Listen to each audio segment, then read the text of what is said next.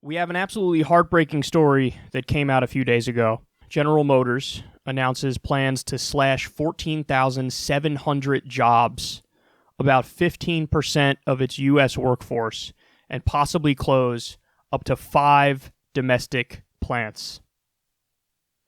So listen, this is, this looks a lot like what happened to Flint, Michigan. People forget that Detroit, particularly, this was the hub of American car manufacturing, and you had lives that were built in that area because people got good union jobs at the plants there. And, actually, Michael Moore, I think his first movie ever was about this because he saw that destruction firsthand. And what happened was, as soon as you had a government that was totally bought and owned by corporate interests, they basically rigged the rules, and the politicians then allowed them to outsource all those jobs to make an extra buck.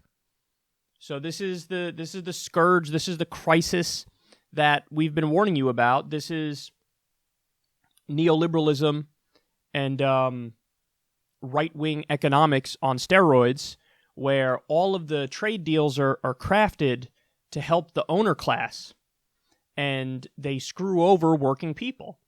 And we've seen this with the World Trade Organization. We've seen this with NAFTA and CAFTA and permanent normal trade relations with China. There's just been a crisis of outsourcing, which is why, as a general rule, you see that the Rust Belt tends to go towards the candidates that sound most populist. So when you had McCain versus Obama, Obama sounded a lot more populist on the campaign trail than McCain did. You have Romney versus Obama. Obama sounded a lot more populist than Romney did. And when you had Trump versus Hillary, even though, to be fair to Hillary, when you went to her actual proposals on her website, it was more populist than Trump.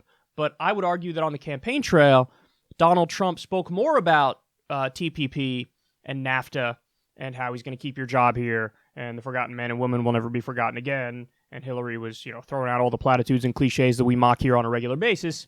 And I think that's, Trump. The reason Trump actually won the election is because he won the Rust Belt. It was 70,000 votes in the Rust Belt that really handed the election to Donald Trump. So now you see what is a just flat-out betrayal of those voters. And the reality is, and I'm about to get into it in more detail, Donald Trump gave General Motors, and not just General Motors, it was all these giant multinational corporations, all of Wall Street. He gave the rich, he gave the donor class exactly what they wanted. The Republicans argued, hey, listen, if we just give them whatever they want, well, then they're going to do the right thing, and they're going to hire more people, and they're going to keep jobs in the United States. What you're about to see is that's just factually inaccurate. It's just not true. They're dead wrong. They're empirically incorrect. It's proven. So here's what Senator Sherrod Brown, a Democrat from Ohio, who's really good on trade issues and really good on economics, here's what he said. The GOP tax bill landed a 50% off coupon to companies that send jobs overseas. So no one in Washington should be surprised that the very same day GM laid off workers in Lordstown, it announced plans to make the Blazer in Mexico. So again, it's not like the idea that these jobs are just disappearing. And oh my God, it's only because our sales are down. That's the only reason why we're laying people off. So we don't have a choice. What are we going to do? No, they're making the Blazer in Mexico. They just announced new plans to make the Blazer in Mexico. So perhaps this is a choice, and the choice is to make more profit because corporations are going to always do whatever makes them more profit. So Sherrod Brown's talking about that. Now, that the tweet Sherrod Brown was responding to, it's from Now This. This tax expert warned Congress that the GOP tax bill could lead to more outsourcing. GM just announced more than 14,000 U.S. layoffs. So they said, hey, listen, this tax bill, I know you're pretending like if you give corporations whatever they want, they're going to do the right thing by the worker. But no, we're going to see what's happened historically when you give corporations whatever they want. They're going to take it, and then they're going to turn around and say, thank you. Now I'm going to fire however many people I want to fire to pad the bottom line even more. And to show you how broken the system is, when the news of this came out, their stock went up 6%. That's such, you can't get a better example of what I've spoken about on this show time and time again, that the stock market is not a good indicator of how your average American is doing. If it was, when you had 14,000 layoffs and people's lives were just destroyed, maybe what would have happened is GM's stock would have went down. It didn't. It went up because the corporate class, the owner class went, looks like you're doing some intelligent restructuring to get ahead of the curve. And they just destroyed lives, and they simply don't care. So GM, for those of you who don't know, received a $51 billion federal bailout when they went bankrupt in 2009. So you had the federal government rushed in and saved them. And by the way, this is one of the things that, Obama got a tremendous amount of credit in his reelection. You remember the one-liner from Joe Biden that landed so strongly, and it makes sense that it landed. Bin Laden is dead and GM is alive. I mean, that's a great kind of encapsulation of what happened there. But you, federal taxpayers, you saved GM, and now GM, not even a decade later, is turning around and going, yeah, I know you guys saved us, and we were bailed out by regular people, but now we're going to stab regular people in the back and outsource those jobs. So they paid back all of it, but roughly $11 billion by 2013. I love how, the phrasing is they paid back all of it, except, the small amount of $11 billion. That's not a small amount. That's not a small amount. So this shows you the relationship between corporation and government in this country. And, another good example of this is Wall Street and the Wall Street bailout. Remember, they made the decisions that bankrupted their respective companies on Wall Street.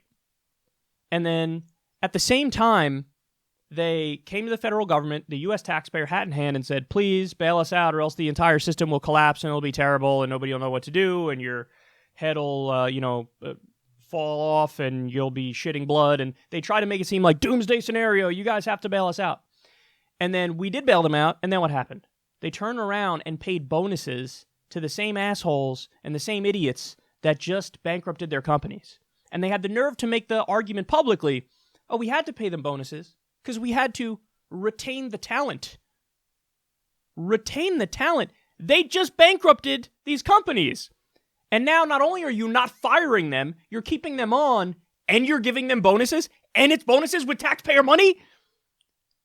The entire economy and our entire system is rigged, and everybody knows it deep down. They might not be able to tell you the specifics of it, but everybody gets a sense like, yeah, this whole thing is fucking rigged. Which is why you always see Congress has, an approval rating that ranges anywhere from 9% to 21%. That's the general area that it oscillates back and forth in between. I mean, so even right after you elect them, you turn around and ask, hey, how do you guys feel about this? How do you guys feel about Congress? How do you feel about Washington, D.C.? Everybody's like, we fucking hate them. What do you mean you hate him? You just voted him in like 2 months ago. Well, I mean, what do you want me to say? I don't like them. So we all know that the system is broken. Now, on top of that, on top of the bailout that they got, there was a $514 million windfall that they got from the GOP tax law. Hundreds of millions of dollars. And now they're turning around and firing everybody and shipping jobs to Mexico. Is that why we bailed them out? Did we bail them out so that we can subsidize underpaid Mexican laborers? Is that what we wanted? Would we have agreed to that if we knew that this is what was going to happen? My guess is no. Now, thankfully, some people are on the case. I'll get to Sherrod Brown's specific plan to fight back against this in a minute. But first, let's take a look at Tim Ryan. He went on CNN and spoke about this. And I need to be clear about Tim Ryan. Overall, he's a corporate Democrat. He's a centrist. He's not good.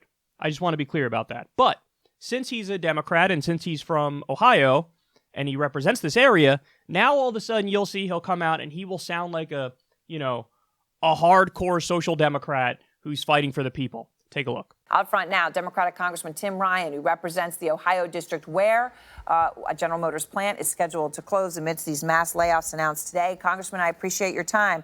This all happened this morning, and now within the past hour, the president's come out and said he's got the magic wand when it comes to American manufacturing. Your reaction?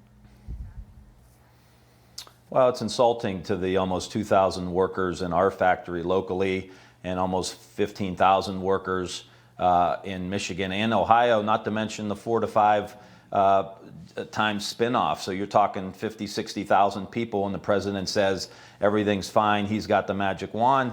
It's insulting, Aaron, and I tell you what, he did not lift one finger. Sherrod Brown called him.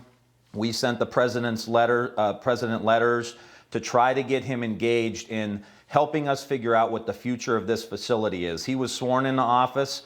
Weeks later, we lost the third shift at our plant. He got rid of the fuel efficiency standards.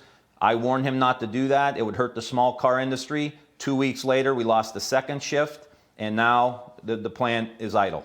So, and obviously, this is a significant plan, as are the others, right? We're talking about as many as 15,000 jobs that are going to be lost here. I want to play, Congressman, again, some of what the president said about this specifically. Here he is. I was very tough. I spoke with her when I heard they were closing. And I said, this country's done a lot for General Motors. You better get back in there soon. That's Ohio. And you better get back in there soon. So we have a lot of pressure on them. All right, that she or the her is Mary Barra. But, he's saying, look, I threatened. He's saying, I'm not happy with her. You better get back in there soon. You're a Democrat, but do you support the way he's talking and what he's saying now? Well, let me just be clear, and I'm not trying to be political. That's an absolute joke. This president did not lift one finger. He's got executive time all day. He spends time on Twitter. He does nothing but try to divide the country and start culture wars. And behind the scenes, the American workers getting screwed by a company that got one of his huge tax cuts. I mean, if you look at what happened to General Motors, they got the auto rescue package. Quite frankly, that Mitt Romney was saying, let Detroit go bankrupt, and Democrats stuck their neck out. They just got a huge tax cut to the tune of $150 million this year. And then they turn around, cut 15,000 jobs, and the stock price goes up 6%. So all the executives are making a lot of money. I don't know how much Mary Barra made off of that today, but all the wealthy people made money, and all the people in Youngstown and in Detroit got pink slips. That's a broken economy, and the president has made that worse, not better. He's not lifted a finger for General Motors, try to get a vision together for communities like ours. I have a fact for you here that explains just how full of shit Trump is on issues like this. He ran as the anti-outsourcing guy. So in Trump's first year in office, there were 93,000 jobs outsourced. He ran as the anti-outsourcing guy. The guy before him wasn't good on the issue, and there were 87,000 jobs outsourced. Now under him, 93,000 jobs outsourced. So Trump, if he really wanted to take a giant step in the right direction on the issue of outsourcing overnight, he could do something very simple. There's an executive order he can sign that says, when we say that the U.S. government only buys American, we mean only buying American. Because right now they say, our rule is we only buy American, but if you read the fine print, it's considered that all of our top allies are American. So in other words, if the federal government needs to buy something and they buy it from Israel, for example, well, technically buying it from Israel is the same as buying American. So we're just going to call that buying American because they're one of our top allies. All Trump would have to do is sign one executive order that says, no, buy American actually means buy American. And then immediately that helps reinvigorate the U.S. economy and, fight back at least a little bit against this outsourcing scourge. He didn't sign that. You know what he did instead? He made this goofy, symbolic Buy American Week. The fuck is that? I don't care about your symbolism. Shove your symbolism up your ass. I care about what's actually happening. What's the hardcore policy? And the policy on the ground is not good. It's bad. It's terrible. He did not sign that executive order, and he should have signed that executive order. Now, the good news is, even though this is devastating and disastrous and people's lives are destroyed and it's the further destruction of the American worker and the middle class and manufacturing and all that stuff, there is a way to fight back. So Trump was tweeting, I'm going to huff and puff and maybe do more tariffs or something, and that'll fix it. That's not going to fix it, man. But what might fix it? Look at Sherrod Brown's bill. So he calls it the American Cars, American Jobs Act. and it would give customers a $3,500 discount when they buy cars made in America. And this would cover all passenger vehicles made in Ohio and nearly 100 cars and trucks nationwide. And it revokes a special GOP tax cut on overseas profits for auto manufacturers that ship jobs overseas.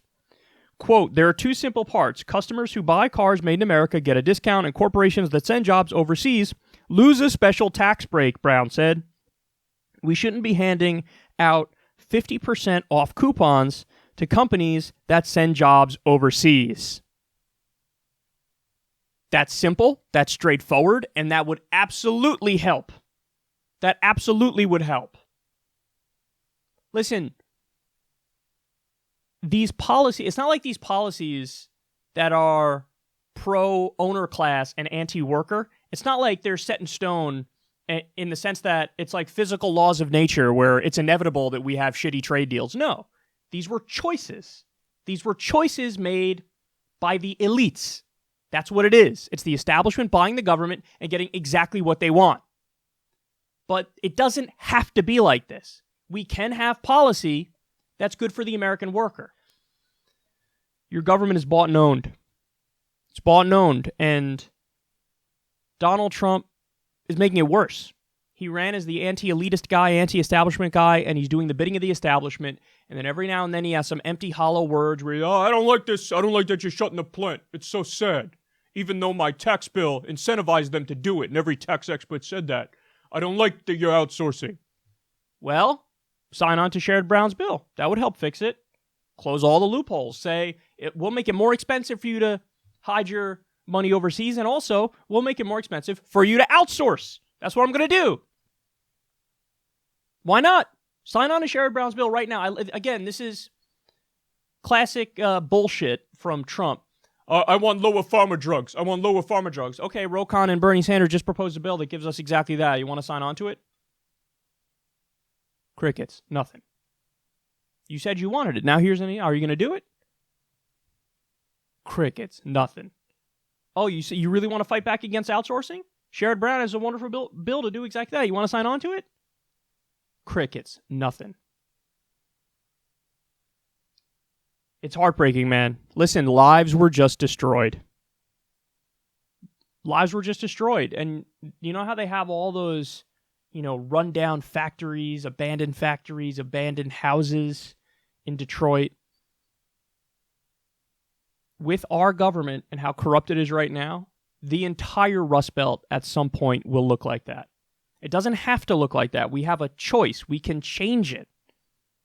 But it will continue to be bad, and it will in fact get worse if we let these corrupt assholes run our country into the ground.